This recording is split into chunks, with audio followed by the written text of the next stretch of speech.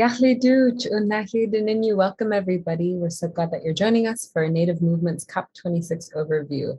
It has now been almost a full month since the COP26 in Glasgow, Scotland, and we are really excited to share with you some of our takeaways and to explain a bit more about what our team did in Glasgow on the ground. And I'll pass it to Maka to tell you a bit about our organization. Hi, Guniltish, Kay Khadusa, Khatsiti, Rene Khania Khatiskataya, Mohawketi Yakhat, Kharid. My name is Maka Monture. Our Tlingit name is Kit. It means the morning star, and I'm from the Raven Moiety in the Copper River clan from the House of the Owl. I work as the Always Indigenous Media producer and coordinator at Native Movement. And Ruth and I both have the pleasure of working with a team at Native Movement that is dedicated to building people power. And the work that we do is rooted in indigenized worldview. We want to work towards healthy and sustainable communities for all and support grassroots-led projects. We envision dismantling oppressive systems for all and to ensure social justice and Indigenous people's rights, and more than anything, the rights of our first mother, Mother Earth. Through my work with Native movements, I love working with Always Indigenous Media. It's a grassroots media project. We believe in uplifting the voices of those who are on the front lines of Indigenous rights and communities that are fighting for sovereignty and for land back. We had the opportunity, as Ruth shared, to attend COP26, where radical partnerships lined up to support people of color and youth participants within the United Nations Conference of Parties events on the ground. We wanted to go into it with the intention of dissolving false borders. And that meant that we came together as representatives as Indigenous nations and worked with people from all over the world. And I'll take a moment to introduce myself here. My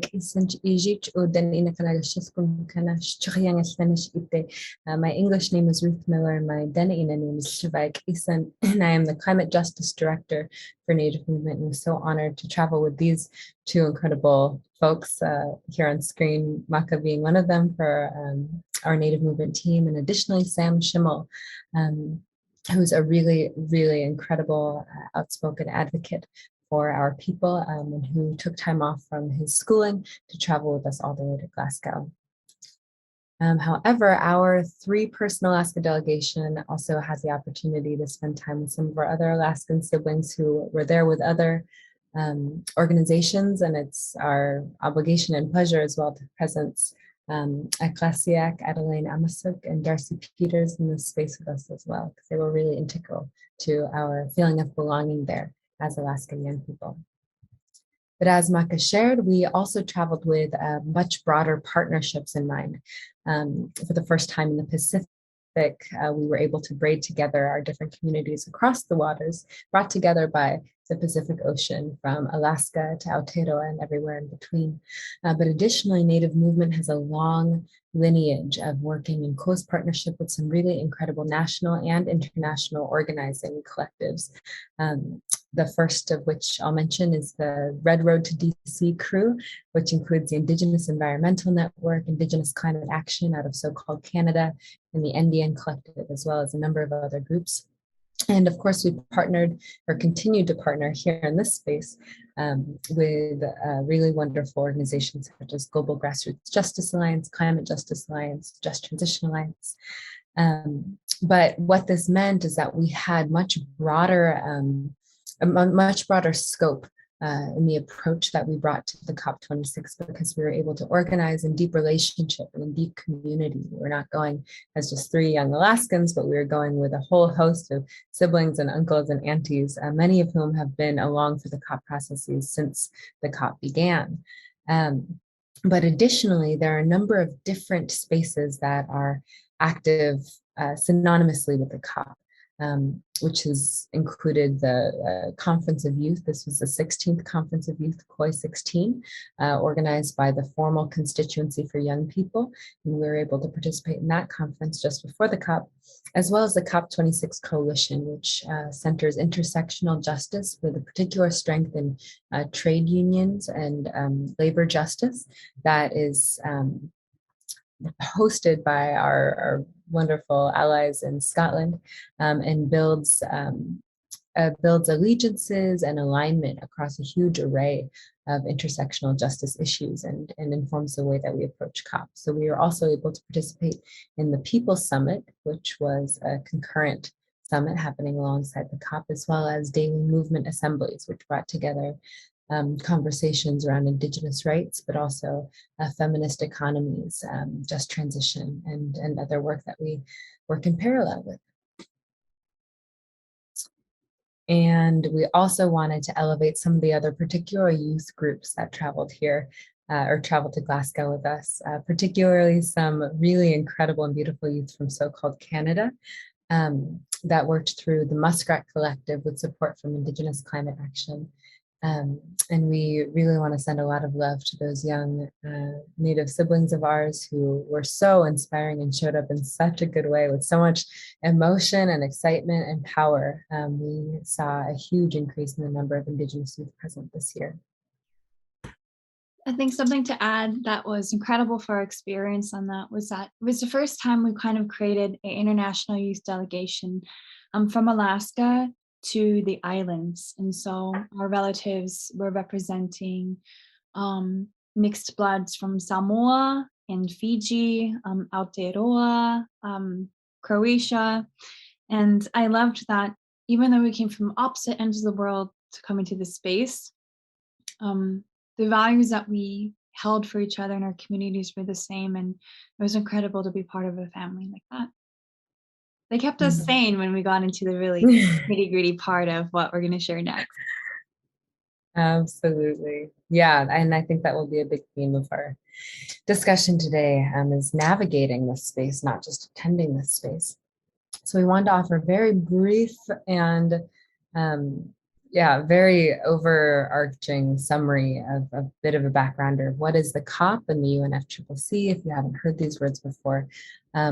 First, I want to bring in some of our Native movement agreements. The first one, of course, being that we are not experts and that we are deeply welcoming of public learning and learning together. So we will be here to provide some of our takeaways, some of our impressions, and some of our personal storytelling, our shared experience. But as we give some of these backgrounders, we, of course, are in our own process of learning and are working hard to share that with you. But we hope this is just the beginning of the conversation. So the United Nations Framework Convention on Climate Change, often called the UNFCCC, established the first major international environmental treaty. So what we're doing when we attend this is really we're going to international treaty negotiations. And the initial treaty was mandated to combat, quote, dangerous human interference with the climate system, in part by, end quote, in part by stabilizing greenhouse gas concentrations in the atmosphere. Initially, it was signed by 154 countries, no tribal nations, but at the United Nations Conference on Environment and Development, which was informally known as the Earth Summit in Rio de Janeiro in 1992. And like we said before, a number of our aunties and uncles in the movement attended that conference and have attended every conference since. And so there's a long legacy, now almost 30 years, of trying to reach an agreement. And you'll hear some of our thoughts on whether or not that happened this year. The Kyoto Protocol was signed 5 years after that in 1997, but only lasted from 2005 to 2020. It was the first implementation of actual measures under the UNFCCC. So it took that long to debate what actual measures would be actionable. The Kyoto Protocol was then superseded. It was replaced by the Paris Agreement at COP21, which is what we're talking about now. That entered force just in 2016, but by 2 years ago, by last COP that we had before this, there were 197 signatories. So we're seeing an increase from the initial Rio Earth Summit declaration. The supreme decision-making body, the Conference of Parties, the COP, that's where we get that acronym, consistently meets annually to assess progress in dealing with climate change. And so this is both a conference that attempts to gather research and reporting on the global stock take on how we're doing, as well as reach new commitments for climate action between nations. The goal of the COP26, this past COP we were just at, is to finalize the Paris Rulebook, and which is the how-to manual of the Paris Agreement, and to establish a coherent and collaborative global plan to mitigate greenhouse gas emissions on a global level, so far as to cap global temperature rise at 1.5 degrees Celsius. And we're going to pop in the chat some other resources for background information that will also be posted on our Always Indigenous media page as a follow-up. Now, probably wondering a bit more specificity how non-state actors actually engage in these spaces. Well, at each COP, a number of observer badges are issued to non-state actors. And with an observer badge, nonprofits can be represented, but so too can corporations and energy companies. This COP, for instance, touted that it released the most observer badges and therefore was the most inclusive and accessible, as was bragged by the UK presidency, which presided over the COP26. But the distribution of those badges really, really matters. It's different every year depending on capacity. And of course, because of COVID, there was, for some time, the thought that maybe there would be fewer observer badges issued, which means fewer people, fewer civil society organizers, fewer researchers, scientists would actually be able to be present in the negotiations, which, as you can tell, sounds very dangerous. But in addition to observer badges, there are also formal constituencies that different groups with unique interests can work through to impact negotiations. Now, these constituency groups are not decision makers, but they are given almost party access and can contribute to negotiations, be present in the plenary rooms. And one such formal constituency is for Indigenous peoples organizations. The IPO, at the COP, we have a daily caucus meeting where we come together and discuss global Indigenous peoples priorities. But of course, we do a huge amount of preparatory work throughout the year and before COP. Additionally, through our facilitative working group for local communities and Indigenous peoples. This working group created a platform which specifically pursues representation, inclusion, and cultural relevance in these processes. Other constituency groups include Youngo, the youth NGOs. It includes trade union NGOs, women and gender, environmental NGOs, as well as business and industry, and a number of others. And the last acronym that I just want to throw in there too is, again, the COI, the Conference of Youth. This was the 16th Conference of Youth, which Maka and I were both able to attend, which is the purview of Youngo, the youth NGO official constituency. Okay, that's as much background as I can give. Before we dive into why we feel it's important to be present there. Awesome. Ruth, get some water. That was just an incredible overview. I think something to think about the COP and the whole world of the COP is that it's like a spider web over a balloon. So it's always growing. There's a lot of ways that things are connected. There's a lot of crossover, and it's always expanding by the year. Now, something that was interesting about this year is, we were going into this event while the world was still going through the COVID pandemic. And so we wanted to ensure that as we created objectives to the work that we were doing there as Native Movement, we wanted to ensure that we could take that into account to work with our relatives and all these people as safely as we can. And a lot of that focus, as we shared, was ensuring effective and safe participation for the youth, Sam Schimmel, that we're bringing with us from Alaska, and as well as our relatives, Maganawake Collective, our Canadian relatives, and our relatives from Polynesia. What's beautiful about having youth among a spectrum of ages there is that mentorship goes both ways, training goes both ways. Everyone has a lot of different backgrounds and the ability to bring their different skills to help learn from each other. Our friends Katie and Marco were doing incredible work for Pacifica. Our friend Tiana, who you can see here in this photo, was focusing on inside strategy, which we're going to talk about a little bit later. And so when we would come together, go to the event and we'd come back at the end of the night and we would check in with each other. It was incredible to learn how many different ways you can be involved as a youth. And a lot of this is how we do intersectional movement through the way we work in kinship and as peers with each other.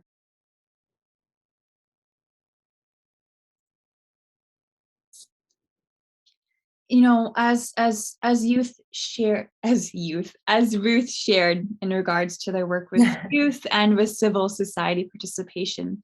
In some of these photos here, you can see some of our aunties and our relatives with Indian Collective and IEN. A lot of these folks that work within the Indigenous people's rights and realms can connect inside as observers and also in civil society participation.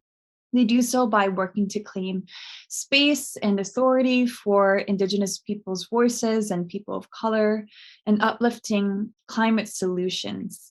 We often thought that, colonization, and this was part of a statement that the Indigenous Peoples Caucus left out, was that, colonization caused climate change, but Indigenous people's cultures and our rights are solutions. And so our aunties, our mentors, even work that our very own Ruth here did, was asserting these Indigenous-led climate solutions in these spaces.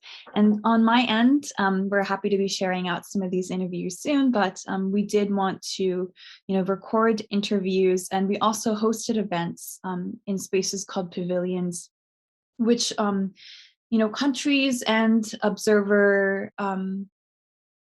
countries, observer nations, and organizations such as Indigenous Peoples Caucus were able to host pavilions within the space at COP, where we can share about anything that was relevant to our people, and we were able to do so through a couple events at the pavilion. And we'll talk a bit more about narrative sovereignty in this presentation, but really those pavilions were such crucial spaces for carving out our own space, for really providing opportunities to dig deep into issues. The Indigenous Peoples Caucus, the Indigenous Peoples Organizations, IPO, holds a pavilion space each year. And it's also serves as a gathering space. We're able to hold events such as Indigenous youth gatherings, which really turns the colonized and bureaucratic approach of the UNFCCC on its head. And as I shared a little bit in the last slide, through Always Indigenous Media, we are able to provide coverage on the ground, which you can find on our Instagram in some of the highlights. And we're able to record some interviews. We will also be sharing back. More than anything, I think the objective that we really, really wanted to achieve was how do we build power? How do we build experience and relationships? Because we recognized that the COP and COP26 wasn't the answer to all of climate solutions in the world. There were going to be components where we would push and pull, and we'd be like a tide in what we were trying to achieve.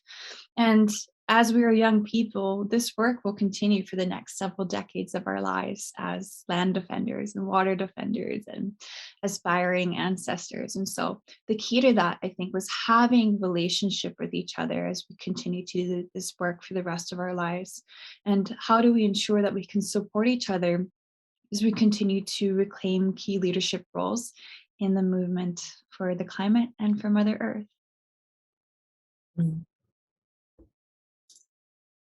Okay, so now we wanted to do a hopefully very quick and concise run through of some of the issues that we follow at the COP. I'm going to do my best to explain a number of these in both the best detail that I feel I can, but additionally describing some of the outcomes and what progress was made or what lack of progress happened this past year. And so the first issue that I wanted to have us chew over is the conversation between net zero versus real zero. This is an ongoing debate in the broader climate justice community, although net zero continues to be the dominant language that's used both by nations, including the US, very strongly the US as well, as in UNFCCC processes. However, net zero is something that you get on an accounting sheet. It's a balance. It means that somehow we will reach 1.5, no more temperature rise than 1.5 degrees Celsius if we are able to mitigate carbon emissions enough instead of just preventing carbon emissions overall. And those of us who work in the pursuit of justice know that net zero consistently perpetuates environmental racism and classism because they're premised on the continued siting and expansion of dirty energy industries, predominantly in communities of color and low wealth communities, offsetting emissions somewhere else, putting carbon out of the atmosphere, or geoengineering Earth's climate system do nothing more than exacerbate the climate crisis when we know that we need real cuts at the source, and that is at extractive industries. We know that we need to invest in real sustainability instead of hoping to develop the kinds of technologies that we do not yet have to remove emissions from the atmosphere and to further geoengineer our climate when we are consistently in such harmful relationship with our lands and waters. So I just want to flag as a quick takeaway, when you hear net zero language, really what it's turning towards is carbon offsetting schemes and technologies to remove emissions and geoengineer the atmosphere. Carbon offsetting schemes, which we will get to in a bit more here, are really pushed by big polluters and their financial backers, from oil and gas companies to agribusiness and Wall Street banks, because they plan to continue emitting greenhouse gases while paying farmers, foresters, and others to offset their emissions, especially through trapping carbon in soil and trees. Then they establish markets to trade that carbon. And these transactions and crediting systems do not actually reduce the net emissions in the atmosphere. They simply reassign credit for any reductions to the party that continues to pollute. Thus, major emitters continue to emit while claiming they're hitting their net zero goals by buying offsets from others who are not emitting.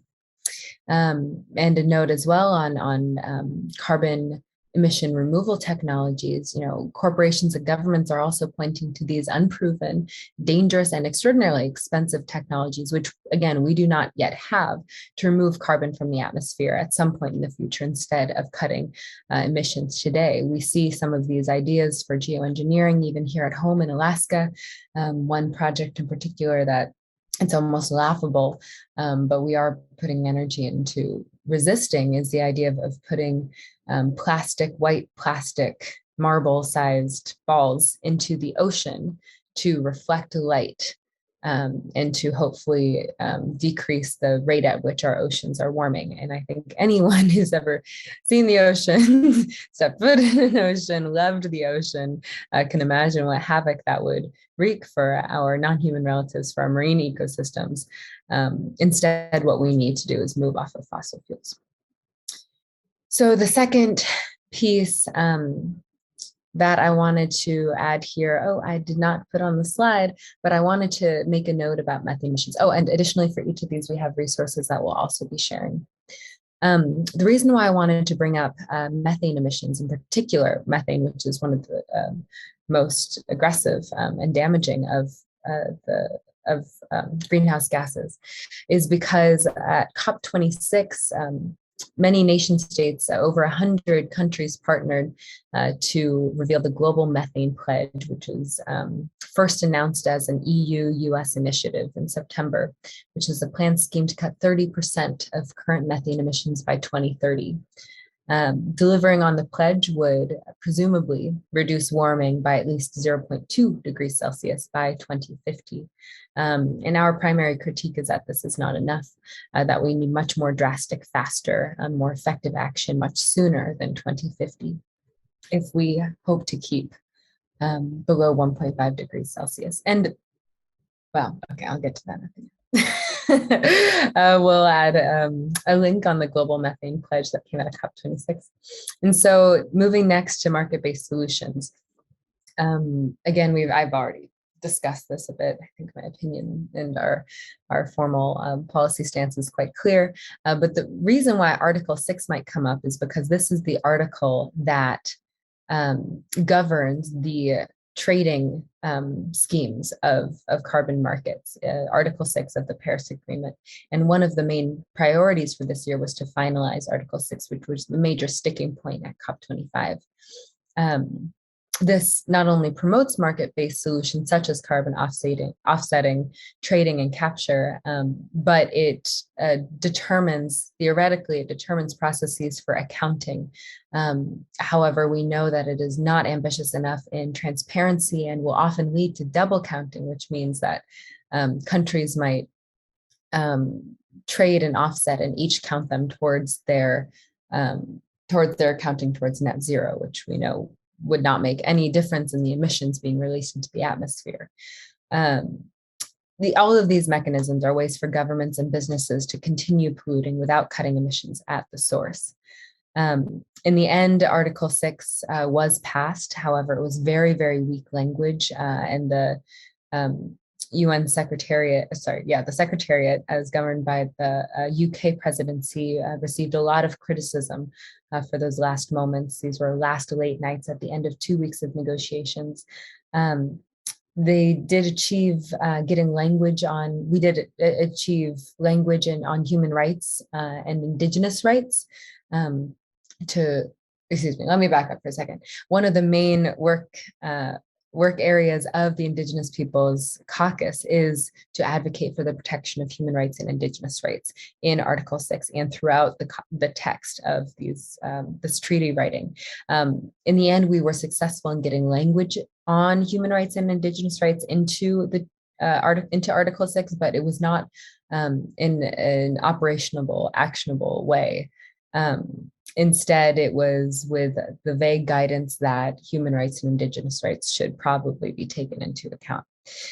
However, what was progress is that we were also able to open up conversations with US climate leaders on how they can work with us to ensure that human rights and Indigenous rights are upheld as they invest in market-based solutions like carbon trading, carbon removal, and so on.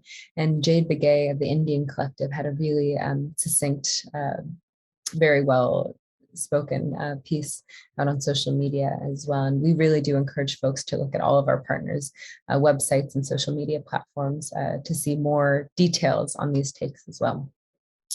But to quote Ariel, one such partner, Ariel Deranger from ICA, governments and corporations purposely created loopholes or offset mechanisms that commodify the air and lands and will contribute to ongoing land theft and violations to human and Indigenous rights and allow emissions to rise. So we are deeply dissatisfied with this area of negotiations. But to speak a little bit more to this area of work on adding safeguards is what we call them, for human rights and Indigenous rights. Again, we did succeed in getting language on Indigenous and human rights integrated into Article 6. However, there's no legally binding responsibility. And so we know that as unique stakeholders with both frontline needs as well as crucial solutions, we have so much more to offer than the minimum of ensuring that these new mechanisms won't harm us even farther. We know that we need non-negotiable protections in both areas governing market-based solutions as well as non-market-based solutions, such as REDD+, non-forest dependent development, nature-based solutions, which all have the potential of harming Indigenous communities and leading to land grabs and the infringement on Indigenous people's sovereign rights as land-based peoples. So we do have some more backgrounders on that, particularly a really wonderful website called co2colonialism.org that can give you a lot more information on why carbon markets, and not just not just Article 6, but definitely Article 6, pose such serious threats to Indigenous peoples' rights and sovereignty. Okay, so loss and damages is another big issue that we particularly, as many of us represent coastal communities and small island nation states, loss and damages is a huge issue that is close to our heart. It's the phrase for the destruction already being wreaked by the climate crisis on the lives and livelihoods and infrastructure of vulnerable communities, which did little to cause the climate crisis. But yet are suffering the most severely from the climate crisis. Many of these nation states work very closely together as small island developing states, SIDS, and arrived at the COP26 with a determination to win a commitment from rich nations to compensate them for this damage. So while loss and damage was discussed at the Paris climate talks in 2015, progress has been extraordinarily slow because industrialized countries have been reluctant to commit funding, concerned that it could lead to being legally liable for the impacts of climate change, which some of us would argue they are. So to date, just £2 million, I have it in pounds because we were in the UK, £2 million has been offered for loss and damages by Scotland this year, and potentially another few million from philanthropic organizations. But the costs are already many billions every year. And so the push for loss and damage funding is coming from a powerful group of nations that represent 85% of the world's population, but still we are not seeing pledges to the scope and scale of what we know we need. And so I wanted to share a brief quote from Mohammed Adal at Climate Action Network International. The country that is actually running the talks, the UK, actually cut aid to climate hit countries just before we got to Glasgow. So it has little credibility when it comes to getting the rich world, who are historically responsible for causing the climate crisis, to create and facilitate increased funding for loss and damages. So we were disappointed on this front, but we do hope and continue to hold out hope that more dialogues will be established between parties, relevant organizations, and stakeholders to discuss arrangements for the funding of loss and damage. And, we turn to island nations like Tuvalu and Antigua, a lot of our Caribbean relatives that are really taking the lead on this issue, forming new commissions this year to establish small island countries' allegiances to seek compensation through international courts. And so we have some articles to share on that front that we will link. The next issue is a particularly interesting one, something that was so just overly obvious at COP this year is the degree to which energy companies, fossil fuel corporations, extractive industries were overly represented at the COP. In fact, as I mentioned before, the UK touted themselves as being the most inclusive, the most accessible COP yet, because they gave out a large number of observer badges, but the observer badges that were given to extractive industries actually outnumbered the nation state representatives and their party badges. So there was actually more representation at the global climate negotiations by fossil fuel and coal corporations, by polluters, than it was by actual countries that are negotiating. And so it's clear that there is a huge lack of transparency, lack of trust, and structural obstacles in actually achieving real climate action when the profiteering polluters that have caused the climate crisis are so determined to infiltrate spaces that are meant to prioritize climate justice. There were more lobbyists for big polluters than any national delegation, at least 503 fossil fuel lobbyists affiliated with some of the world's biggest polluting oil and gas giants. And of course, it has to be said that fossil fuel lobbyists dwarf the UNFCCC's official Indigenous constituency by around 2 to 1. So we also wanted to share another quote from Rachel Rose Jackson, the Director of Climate Research and Policy at Corporate Accountability, one of our really awesome national organizations. And she shared the quote, "The architects of the climate crisis cannot build a livable and just future when they've already burnt the house down. With big polluters in the building and so many of those on the front lines left outside due to vaccine apartheid, COP26 is compromised. It is people on the front lines of this crisis, not polluters, who have the life raft we need at this moment."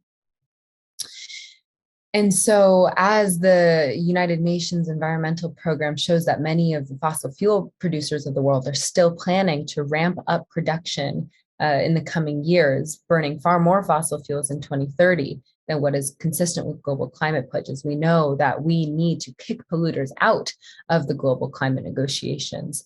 And it is only through the increased representation of frontline community members that we'll begin to see actual action. And so this is one issue in particular that is very exciting because, exciting and frustrating and devastating, but also exciting because it's the real site of outside strategy, which we'll discuss in a minute as well. While the negotiations are so demoralizing, so compromised, and are so inhibited by their own bureaucracy and biases, with outside strategy, we're able to build a really incredible campaign against fossil fuels, coal industries. And so if you look up, Build Back Fossil Free, that'll be the national side of our campaign, to which Native Movement is an active partner. And of course, Kick Polluters Out is a massive campaign that takes place at COP every year and will continue to until we no longer have polluters compromising the honesty and the efficacy of our climate negotiations.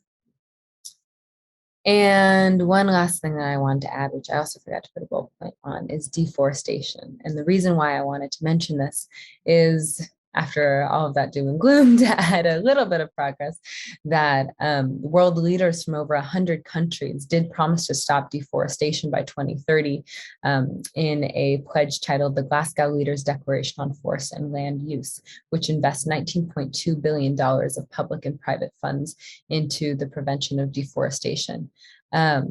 Experts welcomed the move, but warned that a previous deal in 2014 that was very similar had failed to slow deforestation at all, and that commitments actually need to be delivered on.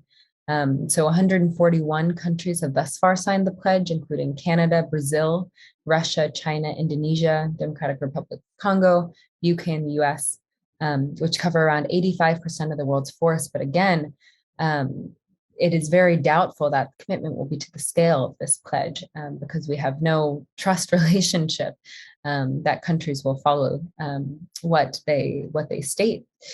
Some of the funding will go to developing countries to restore damaged land, tackle wildfires, and support Indigenous communities.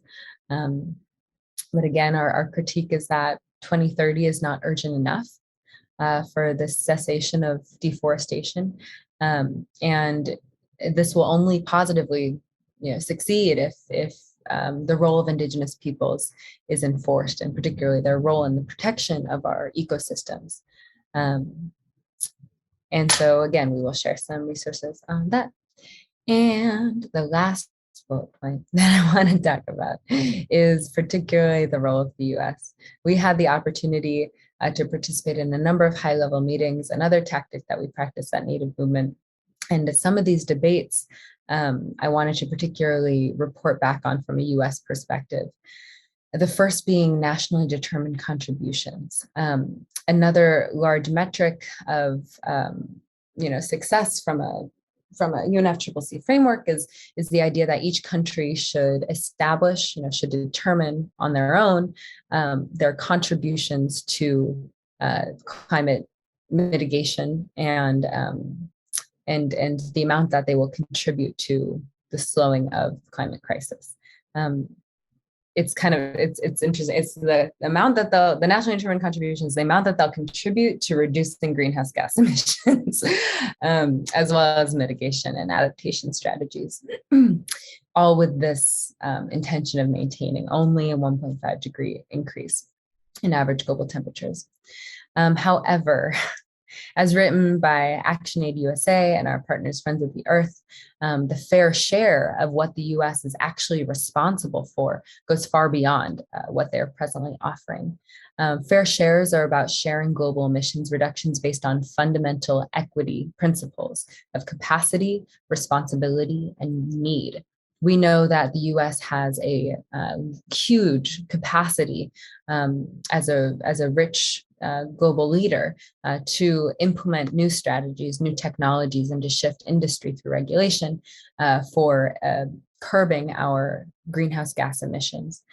We also have the largest historical responsibility as one of the largest historical emitters, having built this stolen wealth through the exploitation of indigenous lands and waters.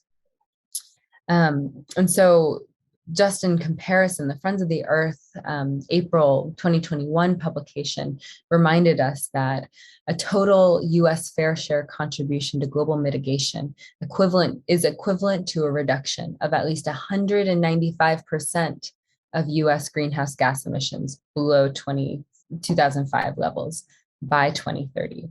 So to put this a little bit differently, we need to, by 2030, we need to reduce our emissions by a factor of 195% of what they were in 2005 to maintain our fair share responsibility. The US was very proud in April to offer a nationally determined contribution of a 50 to 52% reduction from 2005 levels by 2030. So this is only a third of as effective as we know it needs to be, with no stipulations around international finance at all. So a 50% commitment by 2030, that target might sound strong, but it's utterly incompatible with both a fair share analysis of what the US is responsible for and with the 1.5 degree goal. Much greater ambition is needed from the United States if we are to avoid climate injustice and catastrophic global climate collapse. Additionally, there has been a set commitment of $100 billion to finance climate adaptation and mitigation strategies. However, unsurprisingly, this $100 billion commitment has not been met. In September, President Biden announced that he would double the US's previous climate finance pledge made in April, which would bring us to a total of $11 billion a year by 2024 in public finance to developing countries to support climate action. But it's generally thought that rich countries have missed a collective target to actually deliver on the $100 billion pledge, which is, again, a $100 billion pledge annually, if I didn't mention that, to support vulnerable countries and to reduce their emissions. And so this massive gap that we are seeing is unlikely to have closed, particularly with the pandemic that we are experiencing now. And so unfortunately, it's a big L on climate finance this year. And the last thing that I will mention is the Glasgow Climate Pact, which is what some folks might have been heard of in the fallout from last month's COP26. The Glasgow Climate Pact is the first ever climate deal to explicitly plan to reduce unabated coal, meaning coal burning done without any carbon capture or storage. This is a huge step in the right direction, though we will need a complete phase out of all coal and fossil fuel subsidies to keep global temperatures below 1.5. This agreement does take unprecedented action and make mention of the role of fossil fuels, including coal, in the climate crisis. And that's something that even the Paris Agreement was unable to do. But it was greatly watered down. It was originally stronger when it was first proposed, but near the end of negotiations, it looked like the Glasgow Climate Pact might have been thrown out altogether when countries like India, with Iran's support, made it clear that they would not give their approving vote on it. And the Pact does require that all 197 parties agree on the final text. However, at the 11th hour, India said that they would accept the language with one tweak, that coal should be phased down, not phased out, which of course is what some observers see as a get out clause, a loophole that would allow the continued use of coal. So all in all, Biden has set a number of aggressive targets of cutting emissions produced by the US. We know they're not aggressive enough. The legislation to help him meet even the goals that he has set are generally stalled in Congress, and that leaves the administration to rely on regulations and other executive actions. We were additionally able to meet with Gina McCarthy, who is the White House's special climate advisor, as well as with Special Climate Envoy John Kerry and Secretary of Department of the Interior Deb Haaland, as well as the administrator of the Environmental Protection Agency, Administrator Michael Regan. And throughout these conversations, we continuously push not only for the importance of protections for Indigenous peoples, but also largely for increased ambition, broader scope, larger scale, to match the high need that we know we have as a global community. And so I'd say all in all, after all of that, I apologize, that's longer than I thought it'd be. After all of that, we come out with mixed feelings. While there were some really incredible pledges, we know that it was not nearly ambitious enough. And so we look towards the next COP to wonder if anything will change. But really, this does, always throw us into self-reflection around, what tactics are most important for us to focus our energy on, particularly as Indigenous youth. And so, and again, these are not issues that are accessible to most people. All of the issues that we've discussed, even in just the past 20 minutes, take real investment and time. We've been following these issues for the past 2 years and will continue to do so. But really the only ways that we have, I speak both for Maka and myself, but on behalf of myself, the only ways that we've been able to access these issues is from other Indigenous relatives who have been in the field for years, who have sold their soul to this work, and who were able to take the time to build a relationship with us, to invest in us as young people or as siblings or as nieces and nephews, and to explain these complex issues to us. And so we do hope to continue demystifying these issues as we continue to advocate for what real justice might look like. And you, Maka.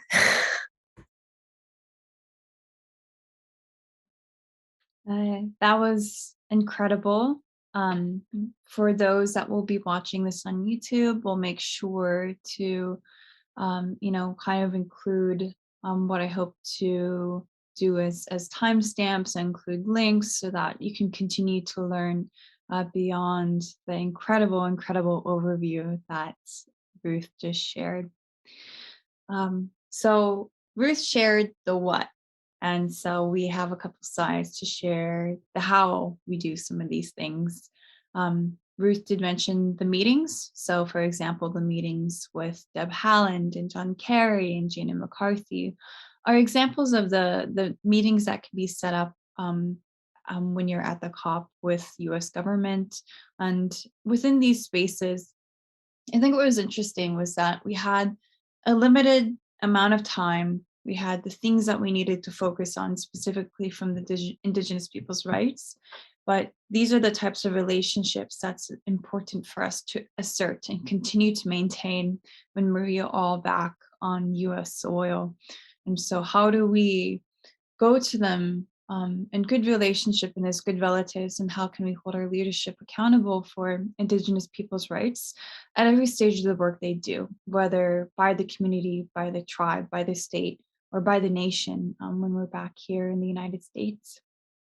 We shared a little bit about the pavilions. So another way that we engage is through hosting events and through storytelling within that. we had the incredible opportunity to share within a couple events at the Indigenous Peoples Pavilion.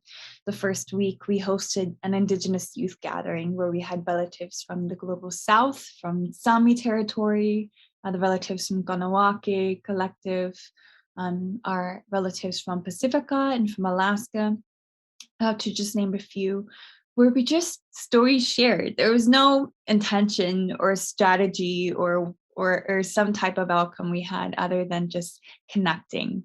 And we had this incredible bouncer at the door, who's one of our relatives, Jason, that wanted to make sure that the space was reserved for Indigenous youth first, because I realized that these spaces are unique and a lot of people really wanted to listen in.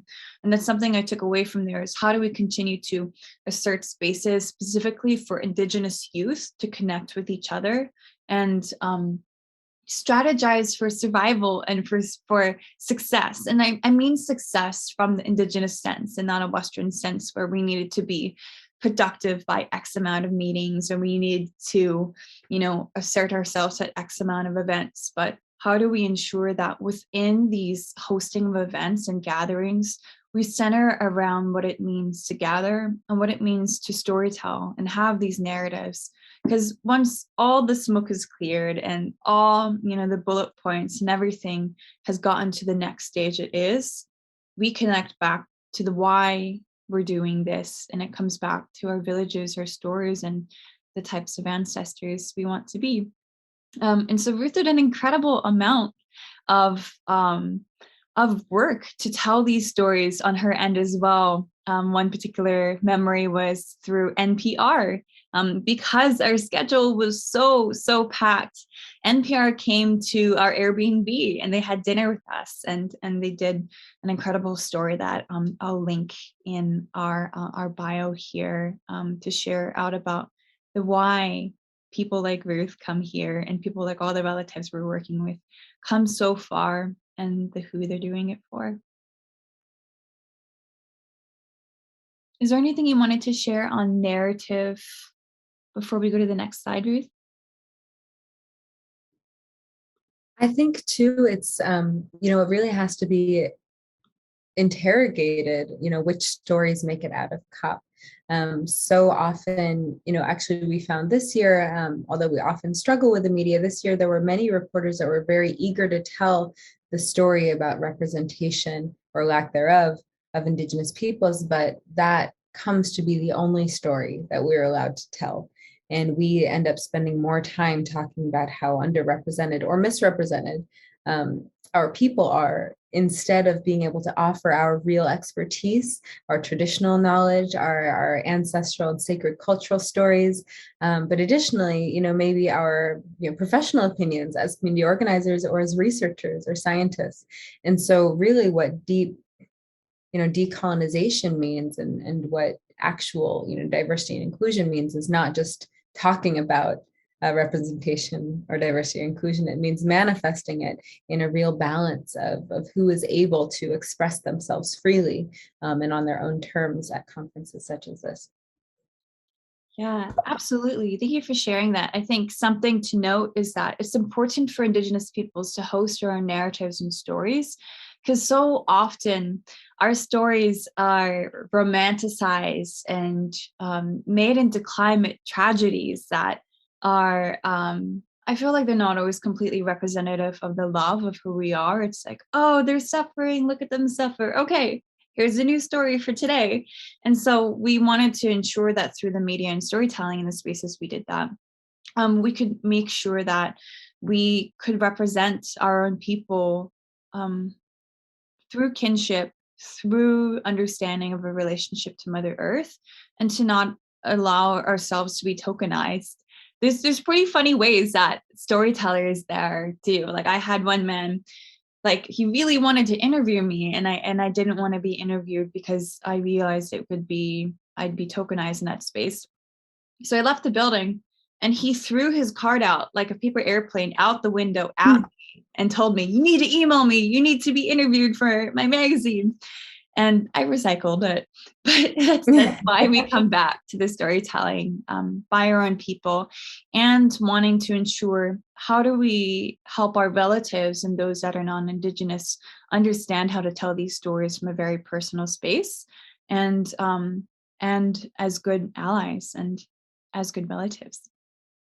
And so I also wanted to note a couple other incredible meetings that our team did touch base on beyond just the US government. There was a pavilion panel on intergenerational dialogue in coastal communities, One Young World events. Ruth was speaking on panel left and right, and it was incredible. I wish I could have followed her the whole way around and listened to you advocate for our state and our communities and spaces. Our mentee, Sam Schimmel, also spoke alongside Fawn Sharp and a event at the US Pavilion. And then some of the other meetings we did have and are ongoing is beyond the COP, but related to Indigenous rights. We're working with the City Council of Glasgow to repatriate Indigenous Alaskan artifacts that are currently within the United Kingdom, which was incredible. It meant that, we could ensure that the work we're doing spans beyond just the climate lens, because the work we do as Indigenous people is an entire 360-degree camera lens of everything that's really important for us. And so now with this slide, I think we wanted to share a little bit about the similarities and differences between outside and inside strategy.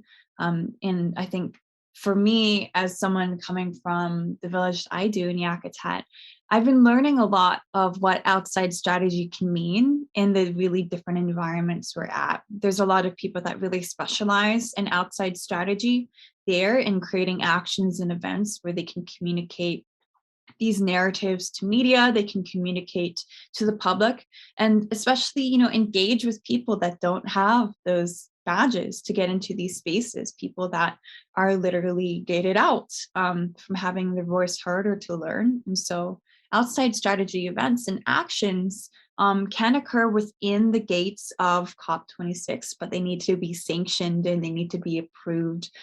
So people hold events on the outside too, so that there's no limitations to what we need to communicate to the media to represent our communities, our stories, and our people. On the inside strategy side, we shared a little bit about the IAP FCC, where they wanted to reaffirm their position on Article 6. Our friend Tiana, who you can see here on the far end here, our lovely Maori and Croatian relative, focused a lot with our friend Ghazali, specifically around Article 6 language and taking a strategy where they could keep us informed of that work, while maybe some of us were working on some of the other strategies. Our relative India, they actually were able to speak in the open plenary and insert Indigenous rights in the narrative of their community on day one of the COP, and it caused quite a stir, as I think they shared something along the lines with like if you're not gonna support Indigenous rights, you need to get out of the way, because we're gonna continue to do this work no matter what you say or do, or any way that you try to stop us, which I think is an approach that many of us have, where it's like, excuse me, oh, you're not gonna, okay, right, well, I'm gonna go around you, or I'm gonna fly over you, or I'm gonna do what I need to do to help save my people. Did you want to add anything on the inside and outside strategy, Ruth? I guess I would just say that, we have a number of relatives who come and never want to or never do enter, the official COP space. And it's because outside strategy is so strong at gatherings such as this. And we mentioned some of these other spaces that we work in through the COP26 coalition, the movement assemblies, the other kinds of gatherings. I mean, the constant events and protests and even art exhibitions that are happening simultaneously with the COP are sites of such incredible action and so much beauty. La Minga Indígena is a collaborative project by a number of Indigenous tribes and organizations from the Global South that gather every year at the COP and are not affiliated with the COP inside, but hold a huge number of Indigenous gatherings and events keep a sacred fire outside of the COP, particularly catering to our relatives in the global south. And so the outside strategy is a powerful technique to actually not only manifest the kinds of action that we know we need, but to have honest and articulate dialogue that doesn't have to be watered down, that doesn't have to compromise for large polluting corporations. But additionally, I have so much deep respect for those Indigenous relatives of ours who have braved the inside strategy path for so many years, because it is frustrating and it is highly political, and so it is, as we lobby, it also teaches you so much about navigation of bureaucracy, how to stay true to our people, our communities, how to bring ourselves into these spaces, but also how to navigate, how to code switch, and how to make sure that we are able to bring our fullest selves while also insisting that we deserve to be there. And so the way that I think of us kind of combining the two is the opportunities that we take to drum or to sing our songs or to tell our cultural stories when they might be, the least expected and not even particularly welcome. Those are moments when we insist on bringing our full indigeneity to the COP26. And so I think this is me. Yeah, we wanted to elevate some additional partner perspectives. A number of our partners have issued these really incredible presentations, infographics, stuff on social media. And this is only one such summary from our partners at It Takes Roots. We are members to It Takes Roots through the Indigenous Environmental Network, our long time partners. And these were some of their takeaways on generally false solutions, net zero, phasing out of fossil fuels, and just transition. And there's a quote from our relative, Jose Bravo, that we wanted to share, who's the ED of the Just Transition Alliance. And this is particularly on just transition because we did not focus on that language as much here in our presentation, but many know that Native Movement is deeply committed to the work of just transition, particularly through our Just Transition Collective.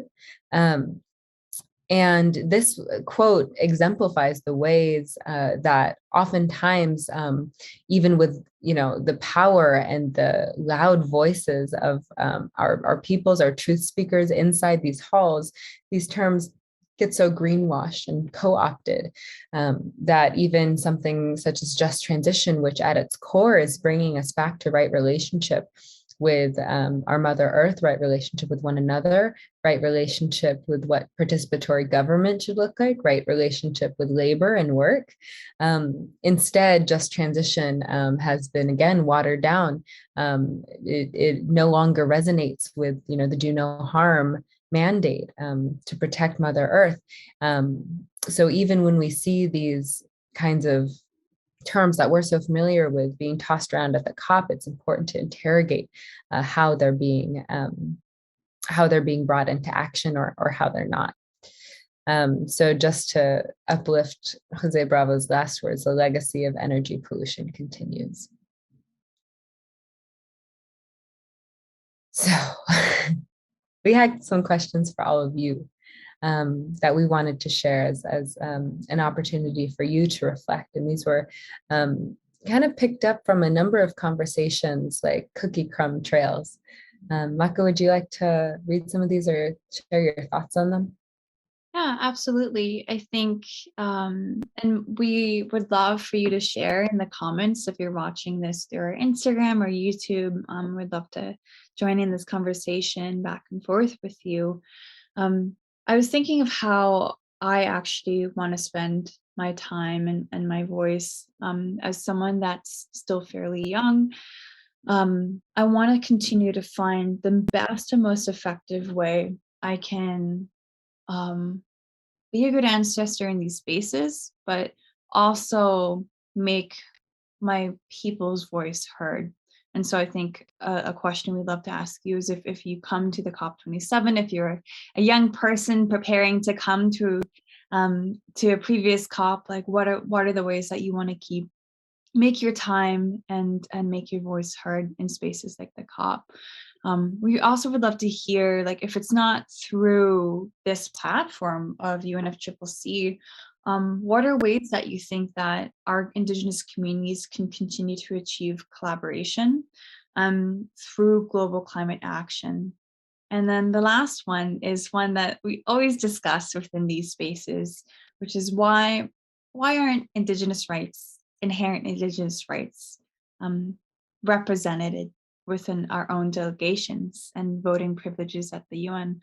Why don't we have Indigenous Indigenous delegates representing the United States as the oldest existing groups of human beings that have inherent relationship and are an extension of the earth itself within the United Nations? And how do we change that? I think one question that gets me riled up, which I think Sam and I were having a conversation about, is, our tribes are sovereign nations. We are sovereign and separate from the United States. We always have been. So why do Indigenous nations not have nation seats within the United Nations, within the UNFCCC at the COP? And what would the COP look like if every tribal nation was able to bring their own delegation? How would that change the outcomes of the COP? And how would that change the outcomes of our pledges for global climate justice? I think it'd be a heck of a lot more colorful and full of music. I think it'd be a heck of a lot more effective. And so we wanted to pause as well as we wrap up here on this quote. Colonialism caused climate change. Indigenous people are the solution. We know that it is our Indigenous peoples who will bring us back into right relationship, who will bring us towards healing. But as we, finish this presentation, it also is worth presencing that being in these spaces is really hard. It's really exhausting and it's really extractive. I actually hadn't, despite the fact that we were almost inseparable for 3 weeks at the COP, I had not heard that story of the reporter throwing his calling card out the window at you. And it's funny, but it's also really offensive and really problematic. I had a really frustrating issue with a reporter at our first COP, the COP 25, and we had to pursue action against this reporter for harassment. And so, when we look back at our time at a 2-week conference, 3 weeks in total, it is a combination of so many different emotions, pride, that we were able to represent our communities and see ourselves in one another, that we're able to bring these delegations, that we're able to do this work, but also fear, because we are constantly putting ourselves in the uncomfortable situations of being the only one, of being the lonely one, of being the de facto and unwilling symbol or the token of Indigenous peoples, and also frustration because we know that nothing that's happening is enough to save our peoples. We know that, in fact, our peoples are poised to save themselves if only we would be heard. And so we had a couple of reflection questions that were tossed to us. And we just wanted to take a few minutes and share some of those more personal reflections.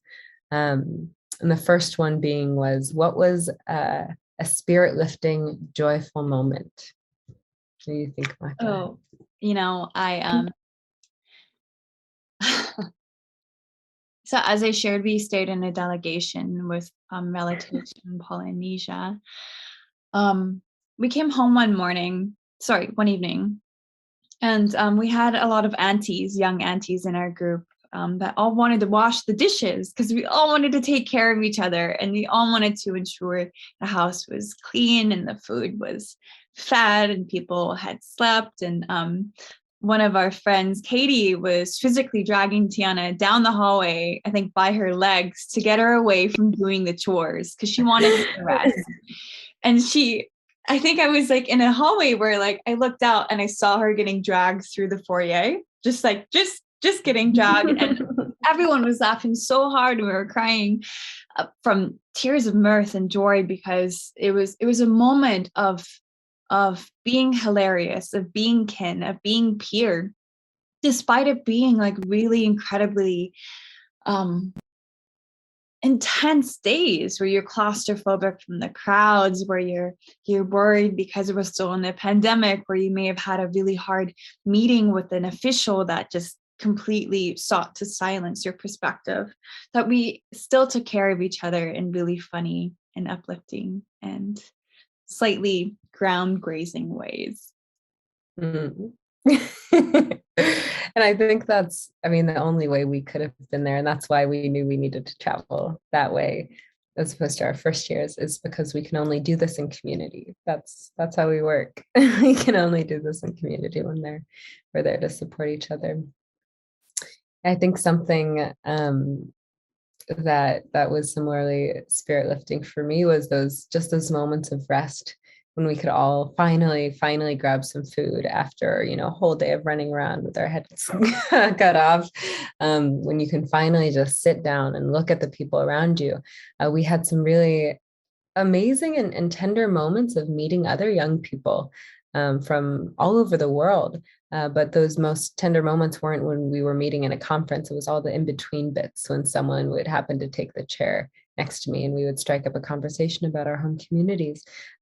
It was made so clear to me, especially through the COI 16, that youth are not our problem. Youth are not the issue that will slow climate action. And if we were to listen and heed the warnings of our young leaders that are already emerging to take action, to direct policy, then we would certainly not be in the crisis we're in today. Another question that was posed to us is, what is something you want to remember years from now? Ooh, and I actually also haven't thought on these. We both had these questions. Yeah, absolutely.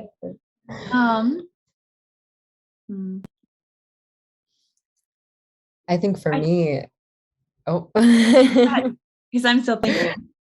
I think for me, a moment that I would want to remember was seeing our relative Indy up on the plenary stage, the very first, real public day of the COP after the World Leaders Summit, delivering one of the most powerful and impactful speeches.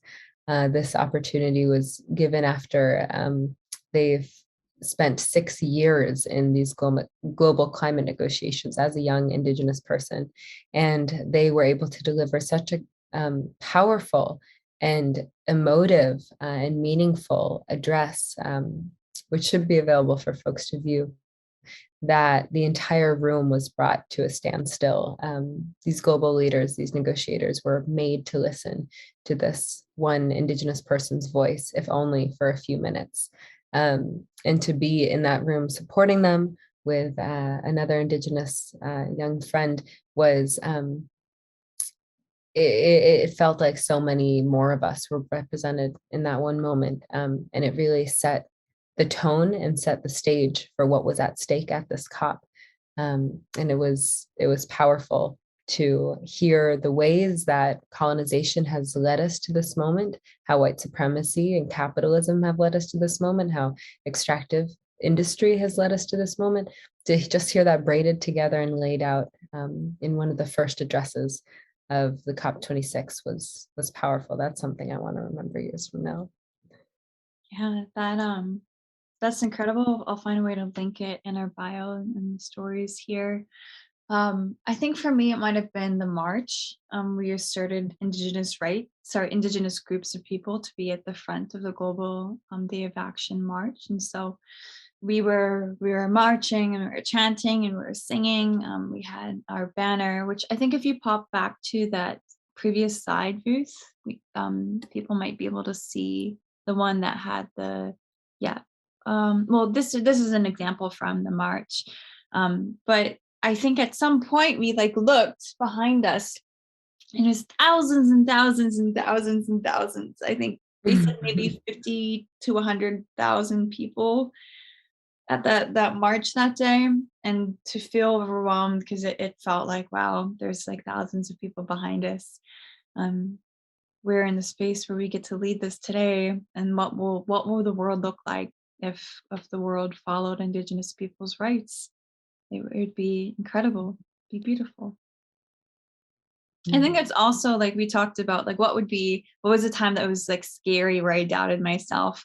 I felt like that at the march too. So somehow it's like it was intense. Like, you're marching for miles and it was pouring rain sometimes. It would like pour, it was like absolutely pouring. But we realized that this was like a physical act of how much we love our people, that we had gone this far, that we're in this situation, that we were putting our bodies on the line in some ways to represent who we wanted to be. And I think sometimes we've been asked is like, is it worth it to go this far? And if we don't go, our bodies, our narratives, our people are not seen. They just, it's absorbed by that spider web balloon we're talking about. Like if we don't go, we're not visible, we're not seen, we're not a part of history, we're erased from history, from visibility. And so it's worth it to go. It's worth it to assert, like, our people journeyed, we migrated, we fought for our people in so many different ways before colonization, and this is just a form of who we've always been as warriors. Mm. And I think what makes it additionally worth it is that we are now, as we gain wisdom as young Indigenous women, we're able to carry teachings into the space of healing and wellness. I think that it's not worth it if it means that Indigenous young people will suffer and will sacrifice their own energy, their own health to be in these spaces. We need our Indigenous peoples, particularly our young people, to be strong, to be healthy, but to really be happy. But what makes it worth it is when we're able to bring our practices, our awareness, our intention, and our prayer into the space, when we're able to go and take care of one another. Because I've done it one way where I didn't take care of myself at all, and I did another way where I had kin there ready to hold me, ready to support me, to listen when I needed, to hold space for our community, and that makes all the difference. And I think it's also worth it because this is not all of our climate justice work. And we as Indigenous activists and advocates, we as Indigenous peoples have such a profound and deep love for our earth, for our lands, for our waters, that we will never limit ourselves to just this one space when we know it is not the most effective way to achieve real justice. We work in so many other ways with our own communities. And we as Native movement have a multifaceted climate justice strategy that includes spaces like the COP and other UN and international forums. But we know that the real work happens here on the ground, and the real work happens here with our own people and in our own communities, seeding our own solutions. So I think that is the end of our COP26 report back. We are also hoping to issue a bit of a print report, as well as Maka said, uplift this and upload this with additional resources for other reading. And really, we would love to hear some of your thoughts on this conversation that we've begun here, but also some of these questions. And so I'm finished. Maka, any last words? Please continue to follow our work with Native movements and always Indigenous media. This is one component of the work you can do to support Indigenous people's rights. Who we are is who the land is, and vice versa. And so please support our work, follow our work, uplift Indigenous youth and voices. And I want to look back at this experience when I'm an elder and feel joy and pride at what we achieved as kin and in this sisterhood and in the kinship of the young people we went here with. And I'm grateful. It's a privilege to be a part of this team. And thank you for following our work. Technically, have a good night, have a good evening, have a good whatever time you're watching this at. Thank you.